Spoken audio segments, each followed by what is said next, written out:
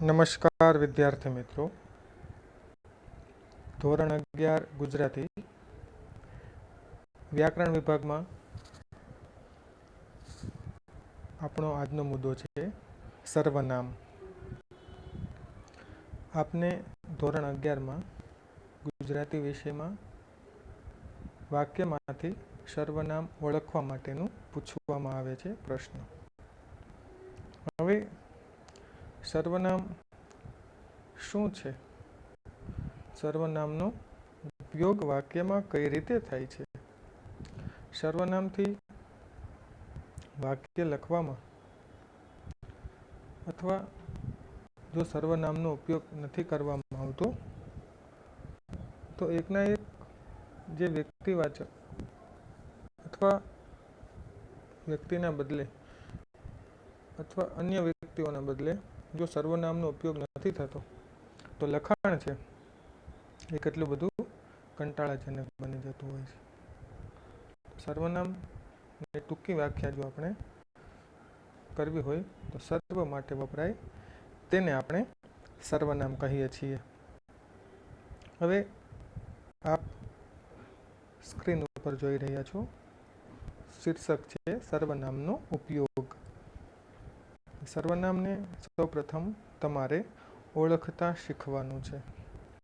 ત્યારબાદ તમારી પરીક્ષામાં સર્વનામ વાક્યમાં થી તમારે દર્શાવવાનો હોય છે અને એના વિશે આપણે ટેક્સ્ટ બુકના ઉદાહરણો દ્વારા સમજ તો કેળવીશું જ. પણ મિત્રો, આ પૂર્વે અગાઉના PDF વિડીયો લેક્ચરમાં તમે સમાનાર્થી શબ્દો, વિરુદ્ધાર્થી વાક્યો અને પ્રત્યય આની સમજ, હેતુ, ઉપયોગ વગેરે બાબતોથી વ્યાકરણના મુદ્દાથી પરિચિત થયા છો. ત્યારબાદ આજનો આપણો નવો મુદ્દો છે સર્વનામ. તો આપણે આજના આ વ્યાકરણના PDF વિડીયો લેક્ચર દ્વારા સર્વનામની સમજ, હેતુ, ઉપયોગ અને વાક્ય રચનામાં એનું મહત્વ વગેરે બાબતોથી આપ પરિચિત થશો. ત્યારબાદ પરીક્ષામાં જે તમને જે રીતે સર્વનામ પૂછવામાં આવે છે એ ટેક્સ્ટ બુકના વાક્યોનો પણ આપણે ખૂબ વિસ્તારપૂર્વક અભ્યાસ કરીશું, સમજ કેળવીશું. સ્ક્રીન ઉપર સર્વનામનો ઉપયોગ એવું ટાઇટલ. હવે સર્વનામનો ઉપયોગ વિશેની આપણે માહિતી મેળવીશું. આપ જોઈ શકો છો, વાંચી શકો છો. પરિચ્છેદ રચના સુંદર થાય. પરિચ્છેદ એટલે પેરેગ્રાફ. આપણે જે લખાણ લખીએ છીએ તે રચના સુંદર થાય તે માટેની શાસ્ત્રીય બાબતો વિશે આપણે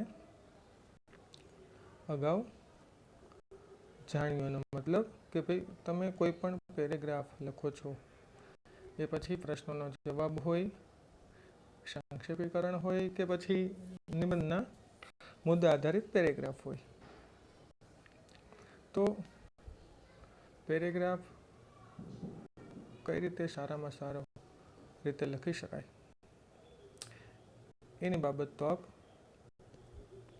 જાણતા હશો. પણ માત્ર જાણકારી ધરાવવાથી જ આ કાર્ય સુંદર થતું નથી. ફક્ત આપણે માહિતી ધરાવતા હોય તો માહિતી ધીમે ધીમે ભૂલાતી જાય છે. જ્યાં સુધી શીખેલી બાબતનો આપણે ઉપયોગ નથી કરતા તો એ બાબત આપણને ઝડપથી ભૂલાવા માંડે છે. એટલે પ્રેક્ટિસ ખૂબ જરૂરી છે મિત્રો. હવે જે આપણે માહિતી ધરાવીએ છીએ એનો પ્રેક્ટિકલ ઉપયોગ નથી કરતા, એનો લેખિત મહાવરો જ આપણને સફળતા તરફ દોરી જાય છે. એટલે લખવાની જો આપણને ટેવ હોય તો ટેવના કારણે વ્યાકરણના મુદ્દાઓ જે છે એ કાયમ માટે તાજા રહેતા હોય છે. એનો ઉપયોગ આપણે કાયમ માટે કરી શકીએ છીએ અને આપણા લખાણમાં એક નવીનતા આવતી જાય છે. એના માટે લેખિત મહાવરો આપણને સફળતા તરફ દોરી જાય છે.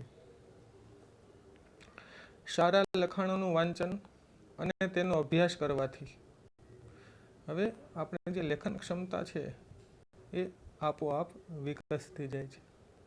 આપણે સારું લખવું છે મિત્રો, તો આપણે સારા લખાણ પહેલાં વાંચવા પડશે અને એનો અભ્યાસ કરવો પડશે.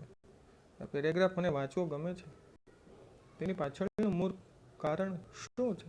શા માટે અમુક કવિ લેખકના લખાણો આપણને જકડી રાખે છે? તો આપણે આવા જે લખાણો હોય એનો અભ્યાસ કરવાથી આપણી પોતાની લખવાની ક્ષમતા વધે છે, એ આપોઆપ કેળવાય છે. તમારે એક સારા વક્તા બનવું છે, સારી સ્પીચ આપવી છે, તમારા વિચારો લોકો સુધી પહોંચાડવા છે. એક સારા વક્તા બનવા માટે પહેલા ઉત્તમ શ્રોતા બનવું પડે છે. જે ઘણું બધું સાંભળે છે એ ઘણું બધું બોલી શકે છે. એટલે બોલવા માટે જેમ બીજાને સાંભળવા જરૂરી છે, ઘણું બધું વાંચવું જરૂરી છે, એમ લખવા માટે પણ ઘણું બધું વાંચન જરૂરી છે, જેનાથી આપણને મહાવરો થાય લખવા માટેનો. મારે મારા વિચારો લખવા હોય તો એ કઈ રીતે લખી શકાય એ બાબતનો આપણને ખ્યાલ આવે છે. અહીં આપણે એક પરિચ્છેદનો અભ્યાસ કરીએ કે લખવામાં કેટલો ફેર હોય છે, અને એક પરિચ્છેદનો આપણે અભ્યાસ કરીશું. એના દ્વારા લેખન ક્ષમતા શું છે, લખવાની સારી રીત કઈ છે, કોને કહેવાય, એના વિશે આપણે માહિતી મેળવીશું. તો આમ પેરેગ્રાફ આવા પ્રકારનો છે. અણદો મને સમજતો નહોતો. અણદો છે એ વ્યક્તિનું નામ છે, એ પાત્રનું નામ છે. ગામના લોકોને મન અણદો ગાંડો હતો. કુટુંબીઓ અણદાને ગાંડો ગણીને કાઢી મૂક્યો હતો. છોકરાઓ અણદાની પાછળ ધૂળ ઉડાડતા, કાંકરા મારતા, બૂમો પાડતા, ગાળો દેતા, પણ અણદો કદી ચીડાતો નહીં. અણદો જે ગામમાં જતો એ ગામની સફાઈ દિલપૂર્વક કરતો, પણ બદલામાં કશું માંગતો નહીં. તમે જે ઘાટા અક્ષર છે એ જોયા હશે. આપણે જો મિત્રો અત્યારે સર્વનામ વિશેનો અભ્યાસ કરવાનો. જે સર્વનામ પ્રયોગ કઈ રીતે થાય વાક્ય લેખનમાં, લેખન વિભાગમાં, પરિચ્છેદ લેખનમાં અથવા વાક્ય રચનામાં, એ આપણે હવે જોઈશું. આ પેરેગ્રાફ આપણે જોયો અણદા વિશેનો. હવે જુઓ, અણદો આ પરિચ્છેદનો અભ્યાસ કરો. 2-3 વખત તેનું વાંચન કર્યા પછી તમારા ધ્યાનમાં આવ્યો હશે કે અણદો સંજ્ઞાની અહીં પુનરુક્તિ થયા કરે. પુનરુક્તિ એટલે વારંવાર રિપીટ થવું. કે અણદો શબ્દ છે વારંવાર રિપીટ થાય, તેથી લખાણ છે એ કંટાળાજનક લાગે છે. આ શબ્દનું પુનરાવર્તન વાંચતી વખતે આપણે ખૂંચીએ છીએ, ગમતું નથી. વારંવાર અણદો અણદો અણદો. હવે અણદો સંજ્ઞાને બદલે જો આપણે સર્વનામ મૂકી દઈએ તો પરિચ્છેદ કેવું ઇન્ટરેસ્ટિંગ થઈ જાય. વાત સારી છે, પણ અણદો અણદો શબ્દ વારંવાર આવે છે, તેથી આપણું જે સમજવાની ક્ષમતા છે આપણા મન ઉપર, એ અણદો શબ્દ વારંવાર ખૂંચે છે. વાત સમજવામાં આપણે એ ડિસ્ટર્બ કરે છે વારંવાર આવતો શબ્દ. પણ એની જગ્યાએ જો સર્વનામ મૂકી દઈએ તો મિત્રો, સર્વનામ શું છે એ આપણે સમજી રહ્યા છીએ. પુનરોચ્ચારણનો કંટાળો દૂર થશે અને વાંચન કરવામાં સરળતા પણ રહેશે. એટલે કે વારંવાર એ ઉચ્ચારણ કરવું પડે બોલતી વખતે. અત્યારે હું જે બોલી રહ્યો છું, વારંવાર અણદો અણદો વાક્ય રચનામાં આવતું હતું, તો એ વારંવાર અણદો શબ્દ બોલવાનો કંટાળો પણ દૂર થાય જો એની જગ્યાએ સર્વનામ મૂકી દેવામાં આવે તો, અને વાંચન કરવામાં પણ આપણને કેવી સરળતા રહે. તમે આવા યોગ્ય સર્વનામો મૂકી આ પરિચ્છેદ ફરી લખો, ત્યારબાદ વાંચો, એટલે તમને આપોઆપ સર્વનામનું મહત્વ સમજાશે અને સમજો. આમ હવે એક નીચે બીજો પરિચ્છેદ આપેલો છે, એ વાંચશો તો ખ્યાલ આવશે.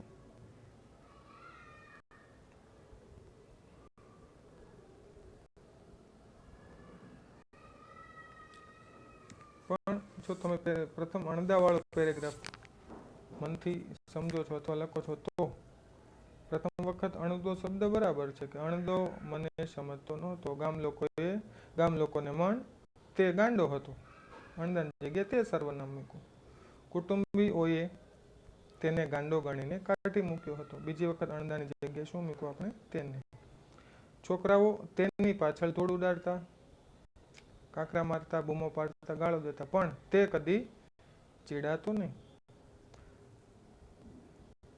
તે જે ગામમાં જતો, તે મીન્સ સર્વનામ છે અણદામ માટે, એ ગામની. આમ અણદાની જગ્યાએ આપણે અલગ અલગ સર્વનામના પ્રયોગ કર્યા છે. સર્વનામ મિત્રો ઘણા બધા છે, એ આપણે જ્યારે ઉદાહરણો જોઈશું ત્યારે તમને ખ્યાલ આવશે કે સર્વનામ સર્વ માટે વપરાય છે ત્યારે. હવે બીજો પરિચ્છેદ છે. રંગમોલ નિશાળમાં એક નવો છોકરો ભણવા આવ્યો હતો અને એના બાપુજી નિશાળમાં આવીને ગંજી ફરાક મફત ઇનામમાં વહેંચતા હતા. હેડમાસ્તરે હરિયાને બોલાવીને બેસાડ્યો. હરિયો ભારમાં મોઢું રાખીને બેઠો. હરિયાની ઓળખાણ કરાવી. ગંજી ફરાક હરિયાને હાથે વહેંચાયું. એવું નક્કી થયું, આ વળી નવું. હવે જો આ પરિચ્છેદ વંચાયું, વાંચન કરતા તમારા ધ્યાનમાં આવ્યું હશે, અહીં તો લેખકે જ હરિયો સંજ્ઞાનો પુનરોચ્ચાર કર્યો છે. વારંવાર હરિયો શબ્દ આવે છે. અહીં પ્રથમ વખત હરિયો રાખી બાકીની જગ્યાએ 4 વખત સર્વનામો શા માટે નહીં મૂક્યા હોય? વિચારો. જુઓ, આ નાનકડા પરિચ્છેદમાં 4 પાત્રો પોતાની ક્રિયાઓ કરી રહ્યા છે. એક છે એ શાળાના હેડમાસ્તર છે. બીજો છે નવો આવેલો વિદ્યાર્થી. ત્રીજા તેના બાપુજી અને ચોથો છે હરિયો. આમ હવે અહીં હરિયાના સ્થાને જો સર્વનામ વાપરવામાં આવે તો સર્વનામ 4 પૈકી કોના માટે વપરાયું એનો ગૂંચવાડો થવાનો સંભવ છે.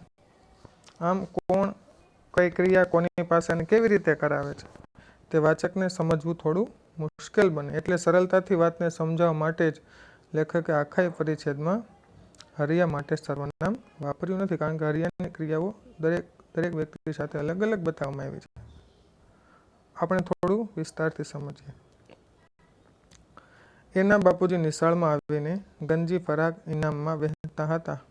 હેડમાસ્તરે તેને બોલાવીને બેસાડ્યો. તે ભારમાં મોઢું રાખીને બેઠો. ગુસ્સામાં ભાર. તેની ઓળખાણ કરાવી. ગંજી ફરાક તેના હાથે વહેંચાયું. નક્કી થયું, તેને થયું, વગેરે. આગળ જે છે આમ આ અધોરેખિત નીચે લીટી કરેલ સર્વનામો 4 પાત્રો પૈકી કોને માટે વાપર્યો છે એ નક્કી કરવામાં જો મુશ્કેલી પડે છે. અહીં નામની જગ્યાએ તમે જો સર્વનામ મૂક્યા છે તો આપણે ખ્યાલ નથી આવતો કે એ જે સર્વનામ મૂક્યા છે એ કોના માટે વપરાય છે. તો આમ હેડમાસ્તરે તેને બોલાવીને બેસાડ્યો. કોને બેસાડ્યો? તો હરિયાને. નવા વિદ્યાર્થીને તેના બાપુજીને. આપણે ગૂંચવાડો ઊભો થાય ને કે હેડમાસ્તરે કોને બેસાડ્યો? એકથી વધારે પાત્રો છે. તે ભારમાં મોઢું રાખીને બેઠો. કોણ બેઠું? એટલે તમે જુઓ, પ્રથમ જે પેરેગ્રાફ છે એમાં પાત્રો ઘણા બધા છે. એટલે લેખકને દરેક જગ્યાએ પાત્રોના નામનો ઉલ્લેખ કરવો પડ્યો છે. હરિયો ભારમાં મોઢું રાખીને બેઠો. તો આમ જો પાત્રના નામનો પ્રયોગ ઘણી વખત ન કરે તો ગૂંચવાડો પર જરૂર છે અહીંયા કરવાનો છે. પણ વારંવાર એકને એક પાત્રની વાત આવતી હોય તો આપણે ચોક્કસ સર્વનામ મૂકી શકીએ. બીજા પેરેગ્રાફમાંથી આપણે શીખવાનું છે. તેની ઓળખાણ કરાવી. કોની ઓળખાણ કરાવી?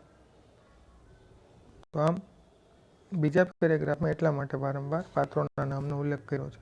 પણ જો આ રીતે ઘણી વખત નામને બદલે સર્વનામ મૂકી દેવામાં આવે તોય ગૂંચવાડો ઊભો થાય. સર્વનામ ક્યારે વાપરવાનું? પરિચ્છેદમાં એકના એક જ પાત્રનું નામ વારંવાર આવતું હોય ત્યારે એકના એક પાત્રની જ વાત થતી હોય.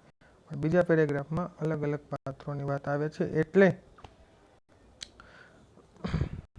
વારંવાર હરિયાની ક્રિયાઓ જે છે અલગ અલગ પાત્રો સાથે થાય છે એટલે નામનો ઉલ્લેખ કરવો પડ્યો છે. અને જો ન કરે અને સર્વનામ વાપરે તો કેવું ગૂંચવાડો ઉપર થાય? જુઓ, અહીં છેલ્લે જે 4-5 વાક્યો સર્વનામવાળા આપ્યા છે અને એની જગ્યાએ કૌંસમાં ક્વેશ્ચન આપેલા છે. તો આવા પ્રશ્નો ઊભા થાય એટલે નામનો પ્રયોગ જરૂરી હતો.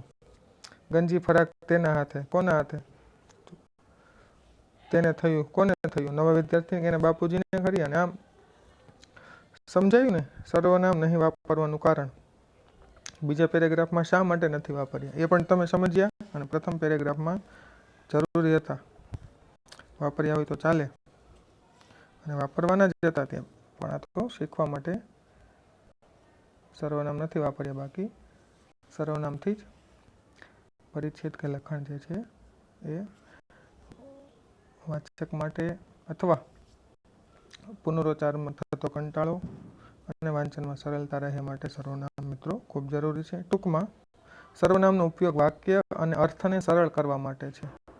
એ હેતુ હંમેશા જળવાઈ રહેવો જોઈએ. તો આમ સર્વનામનો ઉપયોગ વિશે આપ સર્વે વિદ્યાર્થીઓએ માહિતી મેળવી. હવે આપણે સર્વનામના જે ઉદાહરણો છે એના વિશેની સમજ કેળવીશું. વિદ્યાર્થી મિત્રો, તમે સ્ક્રીન ઉપર જોઈ શકો છો, ટાઇટલ છે સર્વનામ. હવે પરીક્ષામાં તમારે સર્વનામ કઈ રીતે પૂછાય છે એનો આપણે અભ્યાસ વિગતે કરીશું. અહીં જે સ્ક્રીન ઉપર તમે સર્વનામના 1 થી 10 વાક્યો જોઈ શકો છો, પણ આ સિવાયના પણ જે લખેલા નથી એવા વાક્યોનો પણ હું અહીંથી તમને સમજૂતી આપીશ તમારા વિશેષ અભ્યાસ માટે. ટાઇટલ છે સર્વનામ. ધોરણ 11 ગુજરાતી ટેક્સ્ટ બુકમાંથી જ આ સર્વનામના વાક્યો ઉદાહરણ તરીકે આપણે લીધા છે. સૂચના છે નીચેના વાક્યોમાંથી સર્વનામ શોધીને લખો. હવે તમારે ફક્ત વાક્યમાંથી સર્વનામ શોધીને લખવાના છે. પ્રથમ ઉદાહરણ છે તેનો કાગળ તો કોઈ દિવસ હોય જ નહીં.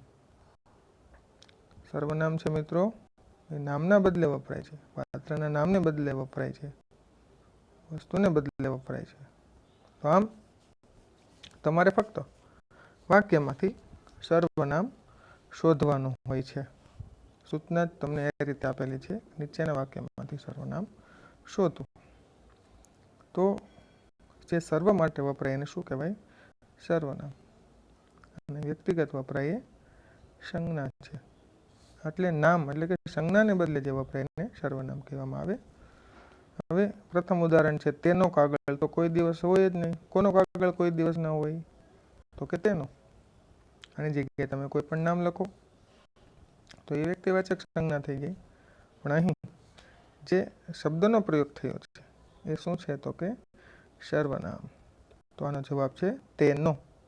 તમારે પ્રશ્નનો જે કોઈ ક્રમ હોય પ્રશ્નપત્રમાં, એ પ્રશ્નનો ક્રમ ટાંકી સર્વનામ એવું લખી અને નીચે જવાબમાં જે રીતે લખેલું છે એ મુજબ તમારે વાક્યમાંથી સર્વનામ દર્શાવવાનું. બીજું ઉદાહરણ છે તમે સાજા થઈ ગયા એટલે બસ. હવે પ્રસ્તુત વાક્યમાંથી સર્વનામ જોઈએ તો કે ભાઈ કોની વાત છે? તો કોણ સાજું થઈ ગયું એટલે બસ? તો કે તમે. તો નામના બદલે વપરાયું છે શું? તો કે સર્વનામ. શું છે? તો કે તમે. તો આમ બીજા ઉદાહરણમાં તમે એ સર્વનામ છે, એ તમારો જવાબ છે. ત્રીજું ઉદાહરણ છે એના ભવા પંપાળતા થાકું નહીં. અમૃતા પાઠના આ ઉદાહરણો છે. એના ભવા પંપાળતા. કોના ભવા પંપાળતા થાકતા નથી? તો કે એના. કોના માટે વપરાઈશ? તો કે અમૃતા માટે. તો આમ સર્વનામ છે અહીં એના. તો વિદ્યાર્થી મિત્રો, આપ હવે સર્વનામ વિશેની સંપૂર્ણ માહિતી મેળવી ચૂક્યા હશો. તો આમ સર્વનામનું આપણે આ PDF વિડીયો લેક્ચરમાં સૌ પ્રથમ એના ઉપયોગ વિશેની માહિતી મેળવી. પેરેગ્રાફ અથવા વાક્ય રચનામાં સર્વનામનો ઉપયોગ કઈ રીતે થાય છે. એકના એક પાત્રની જો વાત હોય, પેરેગ્રાફની વાત કરું તો વારંવાર નામનો ઉલ્લેખ, એક જ વ્યક્તિ વિશે વાત હોય તો નામના બદલે સર્વનામ વાપરી શકે. પણ એક જ પાત્રની ક્રિયાઓ અલગ અલગ વ્યક્તિઓ સાથે હોય અને ત્યારે સર્વનામને બદલે નામ વાપરવું હિતાવહ છે એવું આપણે બીજા પેરેગ્રાફ દ્વારા સર્વનામનો ઉપયોગ વખતે જોયું હતું. ત્યારબાદ આપણે સર્વનામ તમારે પરીક્ષામાં કઈ રીતે પૂછાય છે એના ઉદાહરણોની ચર્ચા કરી છે. આપણે ઉદાહરણ 3 સુધી આ પીડીએફ વિડીયો લેક્ચરમાં ચર્ચા કરીશું. ફરી આ સિવાયના સ્ક્રીન ઉપર તમે જોઈ રહ્યા છો એ સિવાયના બીજા ઉદાહરણોની ચર્ચા સાથે આપણે સર્વનામના બીજા પીડીએફ વિડીયો લેક્ચરમાં મળીશું. પીડીએફ વિડીયો લેક્ચરનો અભ્યાસ કરજો અને વ્યાકરણના મુદ્દાઓની સરસ તૈયારી કરજો. તમે પણ આ સિવાય ટેક્સ્ટ બુકમાંથી નવા સર્વનામવાળા વાક્યો શોધી જાતે પ્રેક્ટિસ કરી શકો છો અને ચોક્કસ કરવાની છે. ફરી મળીશું સર્વનામના બીજા પીડીએફ વિડીયો લેક્ચર સાથે. અસ્તુ.